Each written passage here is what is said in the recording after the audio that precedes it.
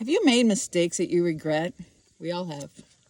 It all depends on how you recover from those mistakes. I want to read you an excerpt from Mistakes That Made Me a Millionaire by Perell. It really hit home to me, and hopefully it will help you as well. From a young age, we're taught to avoid mistakes at all cost. Success is rewarded, failure is penalized, and doing things perfectly becomes the goal. By the time we've reached adulthood, these learned behaviors hold us back in ways we often don't realize. We hesitate to take risks, we stick to considered what's safe, and we shelve our dreams, all because we're afraid of getting it wrong. The result? Unrealized potential, abandoned projects, and a culture that champions perfection while concealing the messy middle where real growth happens. Mistakes are seen as a taboo.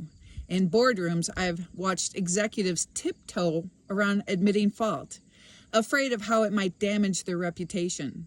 In classrooms, a perfect score is still held up as the ultimate goal, with little room for the constructive process of learning from errors. Even among friends, I've seen them carefully avoid sharing their mistakes, worried they'd be judged and misunderstood. But what if we've been looking at mistakes the wrong way? What if, instead of something to fear, mistakes are the very foundation of success? What if avoiding them is actually holding us back from our greatest success? Most business books tell you how to avoid mistakes. This isn't that kind of book.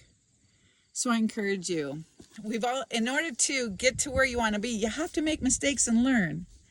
So take a look at Kim's book, Mistakes That Made Me a Millionaire, and realize that mistakes are part of life, and you learn from them, you grow from them.